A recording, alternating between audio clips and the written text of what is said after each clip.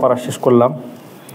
তো আমার কাছে যেটা মনে হচ্ছে, আমরা যদি এখানকার আলোচনাটা করি, অনেকগুলো বিষয় আসছে, কোনো একটা বিষয় আসলে ভালো করে ধারণ করা আমাদের জন্য কষ্ট হবে। আরেকটা বিষয় হচ্ছে, আমাদের সলাতে যে সূরাগুলো পড়ি আমরা, ছোট ছোট সূরা ফিল থেকে সূরা নাস পর্যন্ত, আমাদের হাতে সময়ও কম। আমরা যেহেতু সলাতের আজকারগুলো পড়তেছি, তাসবিহগুলো পড়ছি, আমার মনে হয় আমরা যে শেষের 10টা সূরা টার্গেট করি, তাহলে আমাদের আরও এই সময়ের ভিতরে ভালো একটা আমাদের উপকার হবে। যে সূরাটা সবচেয়ে বেশি আমাদের পড়া হয় কোন সূরা? সূরা ইখলাস, তারপরে সূরা ফাতিহা, পরে সূরা ইখলাস দিয়ে শুরু করি। ইখলাস, ফালাক, নাস, তারপর উপর থেকে আবার আসবে ইনশাআল্লাহ। কারণ আমি দেখলাম যে এতগুলো বিষয় এখানে আসছে, কোনো একটা বিষয় আমি আসলে কভার করতে পারবো না, মানে খুব দ্রুত হয়ে যাবে। তার চেয়ে যেটা আমাদের বেশি প্রয়োজন, কারণ যেটুকু তেলাওয়াত জানা ফরজ, যতটুকু না হলে সালাত হবে না, অতটুকু বুঝাও কি ফরজ। যে জিনিসের উচ্চারণ শুদ্ধ করা ফরজ, মানে অর্থে ভুল হওয়ার ভয়ে, তো সেটার অর্থ বোঝা ফরজ না? খুবই স্বাভাবিক। আর আমল করাও কি ফরজ। এইটা বুঝাইতেই কষ্ট হয় লোকজনকে, মানে যে কোরআন বোঝা ফরজ এটা বোঝানো যায় না। তেলাওয়াত ফরজ এটা বুঝে, তো কোরআন বোঝা ফরজ এটা অনেকে বুঝতে চায় না। আল্লাহ আমাদেরকে বুঝার তৌফিক দেন, আমিন। কারণ কোরআন অবতীর্ণ করা হয়েছে মূলত দুইটি কারণে। কয়টি কারণে? দুইটি কারণে। কিতাবুন আনজালনাহু ইলাইকা মুবারাকুল লিয়াদাব্বারু আয়াতিহি। এই কিতাব বারাকাপূর্ণ ওই সকল লোকদের জন্য যারা তাদাব্বুর করবে। হ্যাঁ, এবং আপনার প্রতি অবতীর্ণ করছি তাদাব্বুর করার জন্য। এর মানে বোঝা যাচ্ছে তাদাব্বুর করার জন্য। ওয়ালিয়াতাযাক্কারা উলুল আলবাব, এবং যারা বুদ্ধিমান তারা এখান থেকে রিমাইন্ডার গ্রহণ করবে। তো দুইটা জিনিস, একটা হচ্ছে চিন্তা ভাবনা করা আল্লাহর কথাকে নিয়ে, এবং সেখান থেকে সত্যিকারের উপদেশটা অর্জন করা, গ্রহণ করা, সেই অনুযায়ী আমল করা। তো সূরা ইখলাস এই জন্য শুরু করছি, যেহেতু আসলে এই 10টা সূরার মধ্যে 2টা সূরার নাম সূরা ইখলাস। কয়টা সূরার নাম? এই 10টা সূরার ভিতরে ফিল থেকে নাস পর্যন্ত কয় সূরার নাম ইখলাস? 2টা। সূরা ইখলাসের নাম সূরা ইখলাস, সূরা কাফিরুন নাম কি ইখলাস। কাফিরুন ইখলাস ইনশাআল্লাহ ইখলাসের পরে আলোচনা করব ইনশাআল্লাহ। একটু প্রথমে আসি যে ইখলাসকে ইখলাস কেন বলা হয়।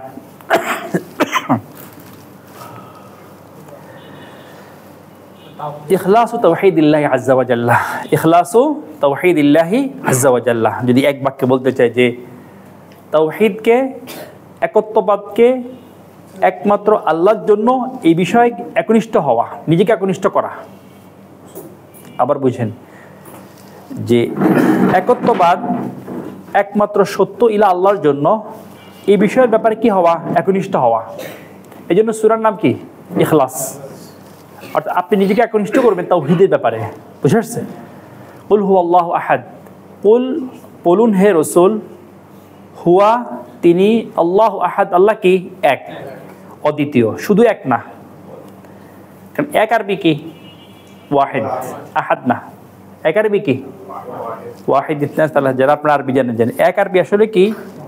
ওয়াহিদ, আহাদ না। আহাদ শব্দটা মূলত ফাআলুন এই শব্দ থেকে আসছে। আহাদুন ফাআলুন, আহাদুন ফাআলুন। তাহরির তানবীরের মধ্যে যে আহাদ আখাসসু মিনাল ওয়াহিদ, এটা ওয়াহিদ থেকেও বেশি স্পেশাল। কোনটা?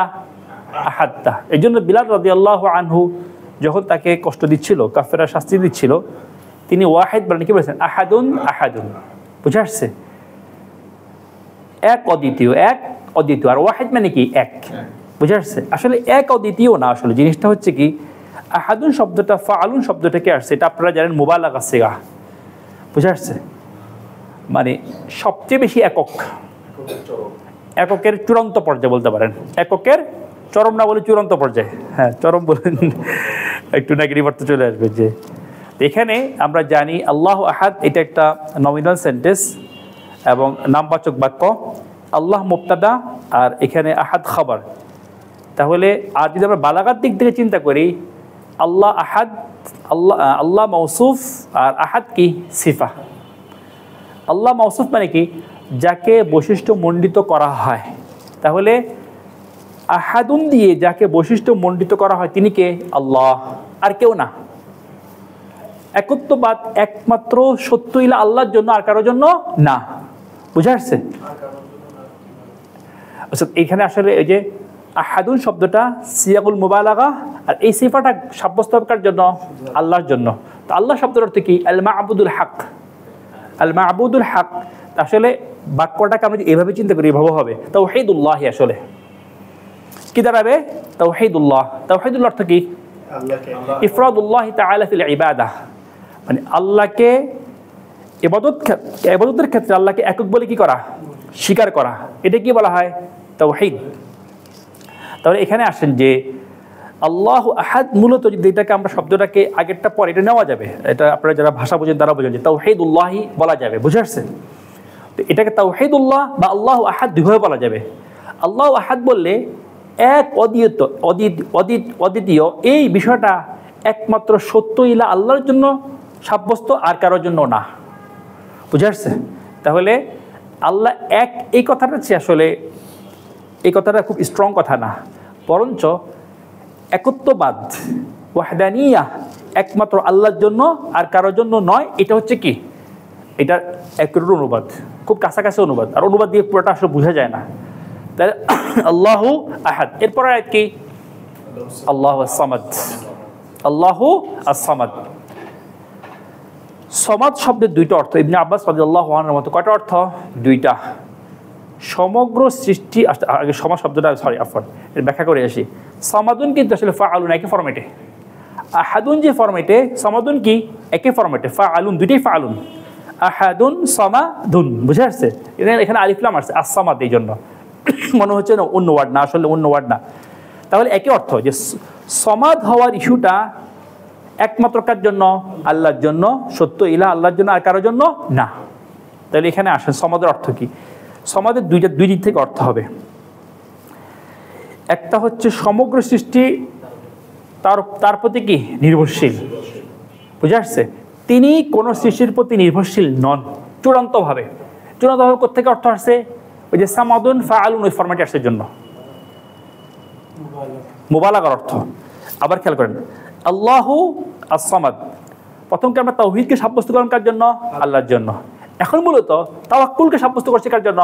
আল্লাহর জন্য। আপনি আর কারোর উপর তাওয়াক্কুল করতে পারবেন না, বুঝে আসছে? তাওয়াক্কুল করতে হবে কার উপরে? আল্লাহর উপরে।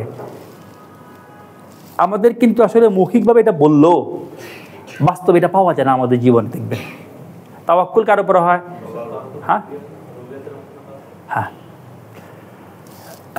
এটা আপনার মুখে মুখে বললেও বাস্তব জীবনে দেখবেন মানুষ যখন অসুস্থ হয়, সিরিয়াস অবস্থা, ডাক্তারের কাছে যায়, হাসপাতালে যায়, ভর্তি হয়, সুস্থ হয়। সুস্থ হওয়ার পরে নামাজ পড়া ব্যক্তিও বলে, নামাজওয়ালা মানুষও বলে যে ডাক্তার খুব ভালো ছিল, সার্ভিস খুব ভালো ছিল, সব বিদেশি ওষুধ ব্যবহার করছে, বুঝে আসছে? এই যাত্রা বাইচে গেলাম, বুঝে আসছে? অথচ একই হাসপাতাল, এই টাইপের রুগী, একই ডক্টর, পাশাপাশি রুম, ঠিক না? এই একই রোগে দেখা যায় আরেকজন মরে গেছে, আর এই ব্যক্তি কি হয়েছে? জীবন নিয়ে ফিরে আসছে।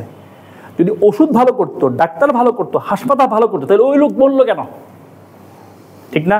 সে ভালো হয়ে যাওয়ার কথা না? এভাবে প্রত্যেকটা ক্ষেত্রে আমাদের তাওয়াক্কুল কিসের উপরে? বস্তুর উপরে, ব্যক্তির উপরে। আল্লাহর উপরে তাওয়াক্কুল থাকে না আমাদের আসলে পারিবারিক, সামাজিক, তারপর শিক্ষা, আমাদের অফিসিয়াল লাইফ, রাষ্ট্রীয় লাইফ, সব কিছু আসলে তাওয়াক্কুল শেখে কিসের উপরে? ব্যক্তি বা বস্তুর উপরে। দেখেন সব জায়গায় এখান থেকে বেরিয়ে আসাটা আমাদের জন্য, যেহেতু ছোটোবেলাতে আমরা অভ্যস্ত হয়ে যাই, চরমভাবে অভ্যস্ত হয়ে যায়, বুঝে আসছে? মানে আমরা আসবাবকে, উপকরণকে আমরা কি মনে করি? তাওয়াক্কুলের ক্ষেত্র মনে করি, বা তাওয়াক্কুলের মাধ্যম মনে করি, বুঝে আসছে? তাওয়াক্কুল মনে করি, ওটার উপর তাওয়াক্কুল করতে হবে আমাদের। এটা কিন্তু আমাদের মনে প্রাণে মজ্জাগত হয়ে গেছে জিনিসটা। আসলে তাওয়াক্কুল হবে কার উপরে? আল্লাহর উপরে। আপনি উপকরণ হিসেবে, আসবাব হিসেবে ডাক্তার, ওষুধ, হাসপাতাল, ভাই বাদার, বন্ধু, তাদেরকে কি করতে পারেন? অবলম্বন করতে পারেন। কিন্তু সব কিছু ঘটাচ্ছেন কে? আল্লাহ, বুঝে আসছে? এই বিশ্বাস থাকতে হবে। এখন এখানে খেয়াল করে দেখেন, আল্লাহু আস-সামাদ অর্থ কি? আল্লাহ সুবহানাহু ওয়া তাআলা কখনো কোনো সৃষ্টির প্রতি নির্ভরশীল নন, আর প্রত্যেকটা সৃষ্টি সবসময় কারোর উপর নির্ভরশীল, আল্লাহর উপর নির্ভরশীল, অন্য কারোর উপর নির্ভরশীল নয়। এই অন্য কারোর উপর নির্ভরশীল নয় অনুপাতটা আমরা কোথায় করলাম? আলিফ লাম আসছে।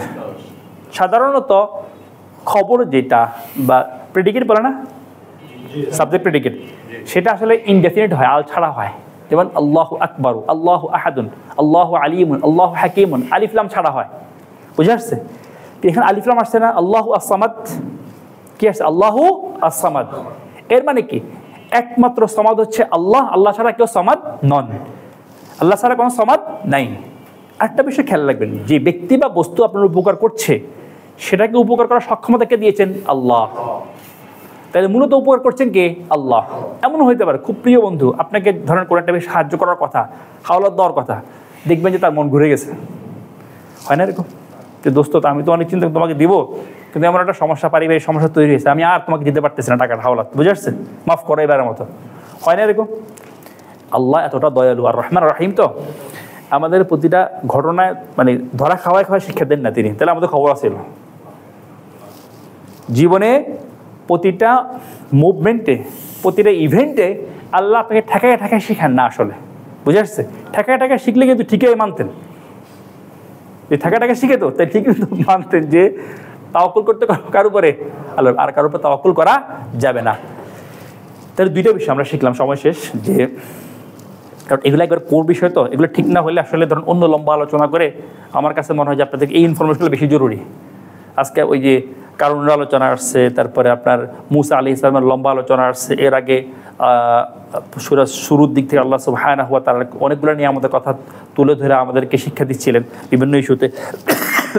শেষে আবার অনেক সূরা, যে আনকাবুতের মধ্যে অনেক বিষয় আসছে, নূহ আলাইহিস সালামের আলোচনা আসছে। এগুলো আপনারা এখন যদি দ্রুত বলি, দ্রুত বলা আর বাংলা পড়ার সমান। আমি দ্রুত একবার বলে যাওয়া আর বাংলা পড়া কি, বাংলা তাফসীর পড়া কি সমান। এই জন্য আমরা চেষ্টা করবো ইনশাআল্লাহ এই সূরাগুলোকে ভালোভাবে বোঝার জন্য। আবার সলাতের আজকারগুলো, তাহলে আমাদের যখন নামাজে দাঁড়াবো, কমসে কম এই কয়েকদিনে যে শিক্ষাটা হবে সলাতে দাঁড়াবো, যে আমাদের নামাজের মধ্যে এগুলো মনে আসলে আমাদের কি হবে? উপকার হবে ইনশাআল্লাহ। ইনশাআল্লাহ এগুলো মৌলিক বিষয়।